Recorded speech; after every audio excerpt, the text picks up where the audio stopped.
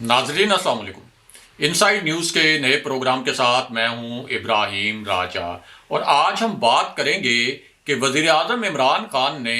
क्या बड़ा और अहम फैसला किया है। दर्जनों जज साहिबान और सरकारी अफसरान के फारिग होने की कहानी क्या है। वज़ीर आज़म को क्या हसास इतलात पहुंचाई गई थी, ये इतलात किन इंटेलिजेंस ज़राए से आई थी, इन इतलात पर वज़ीर आज़म इमरान खान को क्या एक्शन लेना पड़ा, शहबाज शरीफ के एक खुफिया राब्ते की कहानी क्या है और मरियम नवाज क्या खामोश मगर नई चाल चल रही हैं। हमारे जिन दोस्तों ने अब तक हमारे चैनल को सब्सक्राइब नहीं किया उनसे हम कहेंगे कि हमारे चैनल को सब्सक्राइब कर लें ताकि उन्हें अहम मालूमात बर वक्त मिलती रहें। अब वापस आते हैं आज के मौजू पर, यानी वज़ीर आज़म इमरान खान ने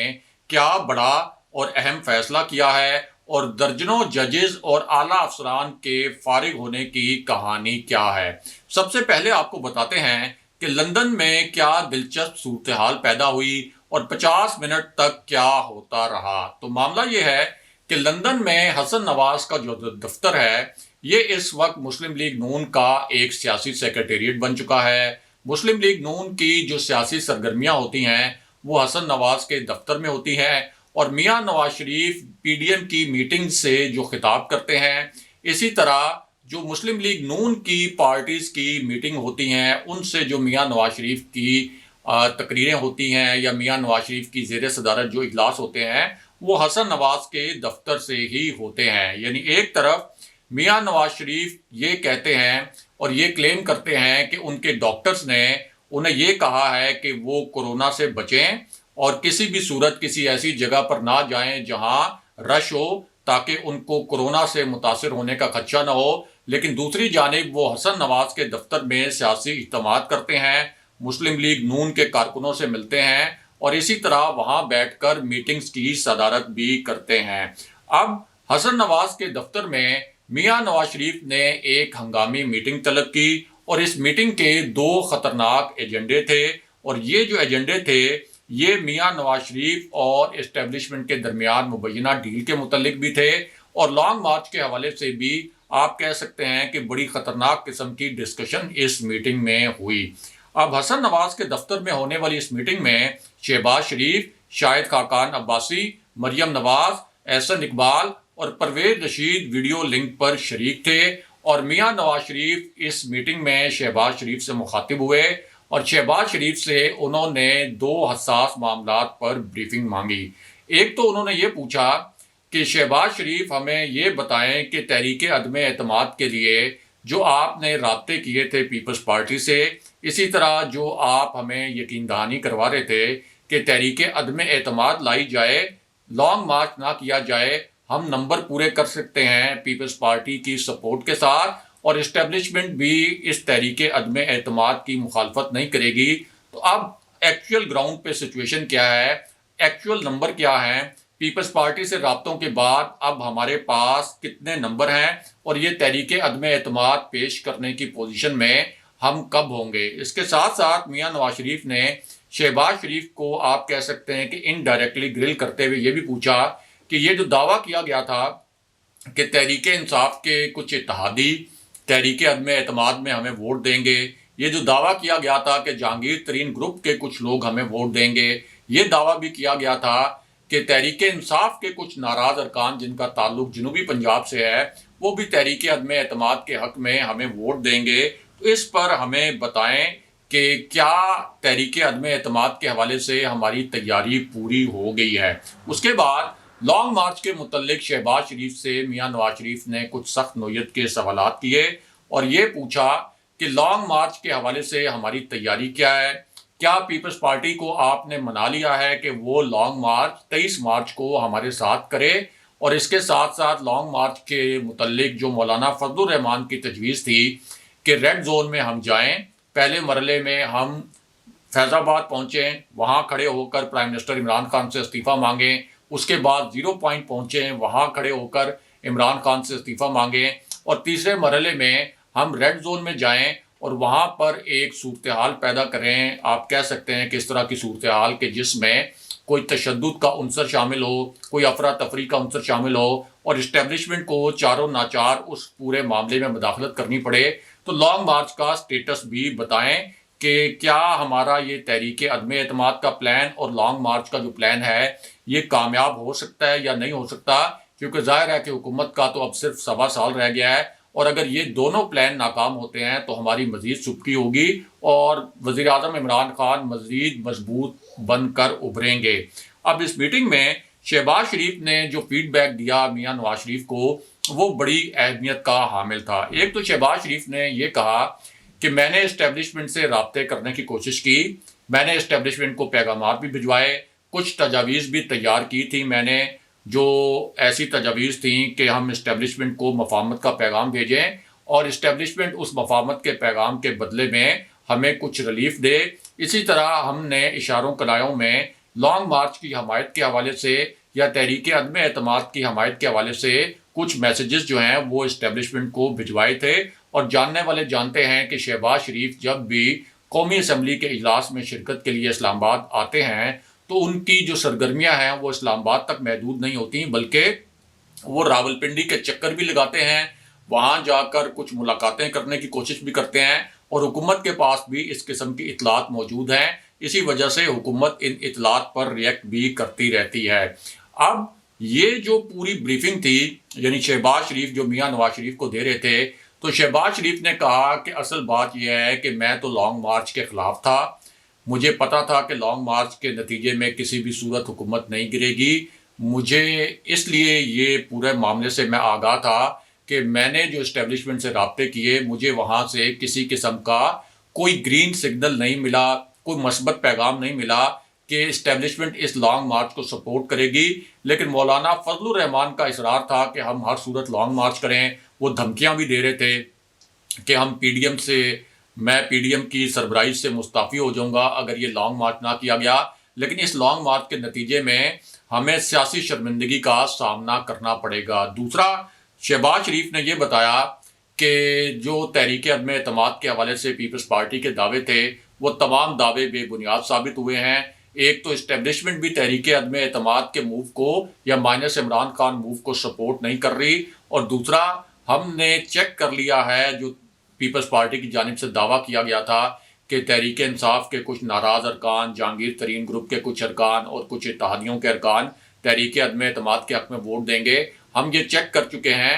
اور ان میں سے کوئی بھی تحریک عدم اعتماد کے حق میں ووٹ دینے کے لیے تیار نہیں ہے، اس لیے تحریک عدم اعتماد کا جو موو ہے اس کو بھی پوسٹ پون کیا جائے، کیونکہ اگر ہم تحریک عدم اعتماد لے کے آئے تو یقیناً یہ ناکام ہوگی، اور اس پوری صورتحال میں آپ یہ کہہ سکتے ہیں کہ ایک بہت برا میسج جائے گا کہ اپوزیشن ہر فرنٹ پر ناکام ہو رہی ہے۔ اس سے اچھا یہ ہے کہ تحریک عدم اعتماد بھی ہم لے کر نہ آئیں۔ اور شہباز شریف نے ایک اور تجویز بھی دی، اور ان کا یہ کہنا تھا کہ اگر ہم 23 مارچ کے دن ہی لانگ مارچ پر بضد رہے تو اسٹیبلشمنٹ کو بہت برا میسج جائے گا، ایک بہت منفی پیغام جائے گا، اس لیے ضروری ہے کہ ہم 23 مارچ کی جگہ کوئی اور دن کا انتخاب کر لیں، کسی اور تاریخ کا انتخاب کر لیں لانگ مارچ کے لیے۔ دوسرا، میاں نواز شریف کو شہباز شریف نے یہ کہا کہ مریم نواز کا اس وقت خاموش رہنا ہی بہتر ہے، کیونکہ اب تک تو اسٹیبلشمنٹ کی جانب سے کوئی مثبت پیغام نہیں ملا، لیکن میں اسٹیبلشمنٹ کے ساتھ رابطے میں ضرور ہوں، ہمیں کسی مناسب وقت کا انتظار کرنا چاہیے۔ لیکن مریم نواز کو جس طرح سے آپ ایکٹیو کر رہے ہیں اور جس طرح سے آپ کہہ رہے ہیں کہ فروری میں مریم نواز خیبر پختونخوا اور پنجاب میں جلسے کریں، تو اس سے بھی اسٹیبلشمنٹ سے جو ہمیں ڈیل ملنے کا کوئی تھوڑا بہت امکان میری کوششوں کے نتیجے میں پیدا ہو سکتا ہے، وہ امکان بھی مکمل طور پر ختم ہو جائے گا۔ اور ذرائع کا کہنا ہے کہ میاں نواز شریف اس بریفنگ پر انتہائی ناخوش تھے، کیونکہ وہ اس وقت ڈیسپریٹ ہیں کہ آپ کوئی بھی میئر لیں، کوئی بھی قدم اٹھائیں، کوئی بھی ایکشن کریں، ہر صورت میں عمران خان صاحب کی حکومت کو رخصت کریں۔ بہرحال اب بات کرتے ہیں کہ وزیر اعظم عمران خان نے کیا بڑا فیصلہ کیا ہے اور اعلیٰ عدالتوں کے ججوں اور اعلیٰ افسران کے ساتھ کیا ہوا، اور ساتھ ہی مختصراً آپ کو ایک اہم اور باخبر شخصیت کے 2 بڑے انکشافات سے بھی آگاہ کرتے ہیں۔ اور یہ انکشافات حکومت اور اسٹیبلشمنٹ کے درمیان تعلقات کے حوالے سے بھی ہیں، یعنی وزیر اعظم عمران خان اور army chief general Qamar Javed Bajwa کے درمیان کس نوعیت کے تعلقات ہیں، یہ انکشافات ان تعلقات کے حوالے سے بھی ہیں۔ خاص طور پر DGISI کی تعیناتی کے حوالے سے جو ایک پیچیدہ صورتحال پیدا ہوئی تھی، اس کے بعد جو ایک تاثر بنایا گیا تھا کہ دونوں طرف غلط فہمیاں موجود ہیں، دونوں طرف بدگمانیاں موجود ہیں، وہ بدگمانیاں اب تک ختم نہیں ہوئیں، اور جو ایک پیج تھا army chief general Qamar Javed Bajwa اور وزیر اعظم عمران خان کے درمیان، وہ ایک پیج ختم ہو چکا ہے، وہ ایک صفحہ پھٹ چکا ہے، اور اب army chief general Qamar Javed Bajwa اور پرائم منسٹر عمران خان کے درمیان اس قسم کا آئیڈیل ورکنگ ریلیشن شپ نہیں ہے جس قسم کا ریلیشن شپ ان کے درمیان پہلے تھا۔ اس کے ساتھ ساتھ یہ جو انکشافات ہیں، یہ ایک مبینہ جو اسٹیبلشمنٹ اور جو ایک شریف فیملی کے درمیان ڈیل کے حوالے سے نئی اطلاعات آئیں، اس حوالے سے بھی یہ انکشافات ہیں۔ یعنی ایک جو جھوٹا تاثر بنایا گیا تھا کہ جنرل باجوہ اور پرائم منسٹر عمران خان کے درمیان اختلافات ہیں، اور جو ڈیل کے متعلق ایک تاثر بنایا گیا تھا، تو اس معاملے پر 3-4 بڑے انکشافات اب کیے گئے ہیں، اور ایک ایسی شخصیت کی جانب سے کیے گئے ہیں جسے بہت ہی باخبر شخصیت مانا جاتا ہے۔ ایک تو اس شخصیت کا یہ کہنا ہے کہ کچھ سیاستدانوں نے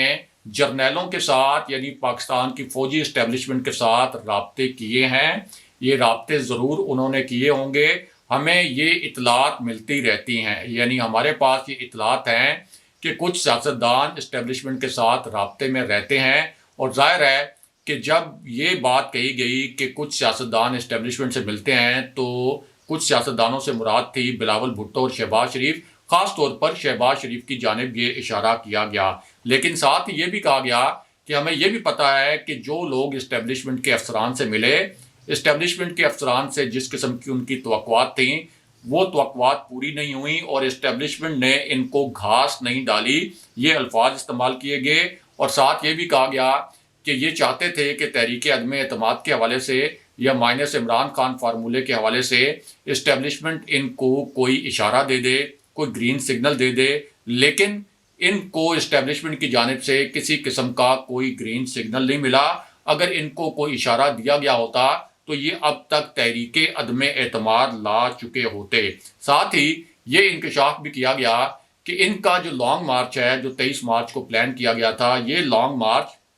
ایک دن کا ایونٹ ہوگا، ایک دن میں یہ ختم ہو جائے گا، اور ہم چیلنج کرتے ہیں کہ یہ لانگ مارچ کے ذریعے یا تحریک عدم اعتماد کے ذریعے حکومت گرا کر دکھائیں۔ اسٹیبلشمنٹ کا آخری فیصلہ یہ ہے کہ وہ حکومت کی حمایت کرے گی، اس سے پہلے بھی حکومت کی حمایت کر رہی تھی، اور اسٹیبلشمنٹ یہ بھی جانتی ہے کہ ملک کے اندر سیاسی استحکام کے لیے اس حکومت کی حمایت کرنا کتنا ضروری ہے، کیونکہ سیاسی استحکام کے ساتھ ہی پاکستان کا معاشی استحکام جڑا ہوا ہے۔ بہرحال اب واپس آتے ہیں کہ پرائم منسٹر عمران خان نے کیا بڑا فیصلہ کیا، اور ججوں اور اعلیٰ افسران کی کہانی کیا ہے۔ تو معاملہ یہ ہے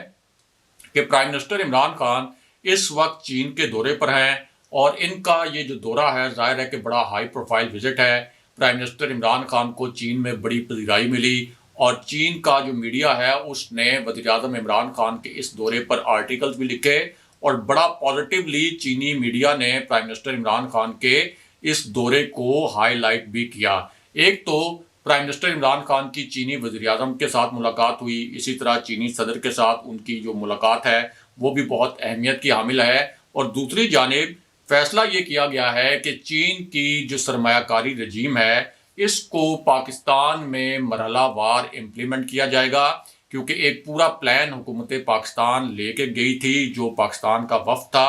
پرائم منسٹر کی قیادت میں، ایک جو انویسٹمنٹ کا پلان تھا۔ تو اب یہ فیصلہ کیا گیا ہے کہ چین کی جو سرمایہ کاری رجیم ہے اس کو پاکستان میں امپلیمنٹ کیا جائے گا۔ اسی طرح زراعت میں بھی چینی ماڈل کو مرحلہ وار پاکستان لایا جائے گا، MOUs سائن ہوں گے، اور $3 ارب کا جو سافٹ لون ہے وہ بھی چین سے لیا جائے گا، اور آخر کار IMF سے چھٹکارا حاصل کر لیا جائے گا۔ یہ پرائم منسٹر عمران خان کی جانب سے بہت بڑا فیصلہ کیا گیا، اور یہ جو $3 ارب کا سافٹ لون ملے گا چین کی جانب سے، جس کے بعد ہم IMF سے چھٹکارا بھی حاصل کر سکیں گے، ان $3 ارب سے جو زر مبادلہ کے ذخائر ہیں ان کو بھی استحکام ملے گا۔ بہرحال اب بات کرتے ہیں کہ اعلیٰ عدلیہ کے ججوں اور اعلیٰ افسران کی کہانی کیا ہے۔ تو معاملہ یہ ہے کہ یہ ایک ایسا ایشو تھا جو کہ بہت ہی اہم بھی تھا اور بہت حساس نوعیت کا بھی تھا، اور عدالت میں یہ ایشو اس وجہ سے بہت اہمیت کا حامل تھا کہ عدالتوں کے جو جج صاحبان ہیں وہ بھی اس ایشو سے ریلیٹڈ تھے، اور اس ایشو پر اعلیٰ عدالت سے ایک بہت بڑا اور حیران کن فیصلہ آیا ہے۔ یہ فیصلہ اسلام آباد ہائی کورٹ کے چیف جسٹس اطہر من اللہ اور جسٹس محسن اختر کیانی پر مشتمل بینچ نے سنایا، اور اس فیصلے کے 3 دھماکہ خیز نکات کیا ہیں، یہ تینوں نکات مختصراً آپ کے سامنے رکھتے ہیں۔ اس فیصلے کا پہلا نقطہ تو یہ تھا کہ ججوں اور بیوروکریٹس کو پلاٹس دینے کی جو اسکیم تھی اس کو غیر آئینی اور غیر قانونی قرار دے دیا گیا، اور یہ کہا گیا کہ F12 G12 F14 اور F15 کی جو اسکیمیں ہیں یہ غیر آئینی اور غیر قانونی ہیں، مفاد عامہ کے خلاف ہیں، اور ریاست کی جو زمین ہے یہ اشرافیہ کے لیے نہیں بلکہ عوامی مفاد کے لیے ہے۔ اس کے ساتھ ساتھ اسی فیصلے میں یہ بھی کہا گیا کہ جو جج ہوتے ہیں، اسی طرح جو افسران ہیں یعنی سرکاری افسران اور جو پبلک آفس ہولڈرز ہیں، یہ مفاد عامہ کے خلاف ذاتی فائدے کے لیے کوئی پالیسی نہیں بنا سکتے، اور جج اور افسران اصل سٹیک ہولڈرز یعنی عوام کی خدمت کے لیے ہوتے ہیں، کیونکہ عوام اس نظام کے اصل سٹیک ہولڈرز ہیں۔ اسی طرح عدالت نے بہت ہی حیران کن آبزرویشن یہ بھی دی کہ اعلیٰ عدلیہ اور ماتحت عدلیہ کے جو ججز ہیں ان کو پلاٹس کے بینیفیشری بنانے پر کئی سوالات کھڑے ہوتے ہیں، اور عدالت نے یہ کہا کہ ہاؤسنگ اتھارٹی جو ہے یہ سپریم کورٹ سمیت دیگر عدالتوں میں جو زیر التوا کیسز ہیں اس میں ایک بنیادی فریق ہوتی ہے۔ کیا سپریم کورٹ، ہائی کورٹ اور جو ضلعی عدالتیں ہیں ان کے ججز کو پلاٹس کا بینیفیشری بنا دینا کوئی مناسب عمل تھا؟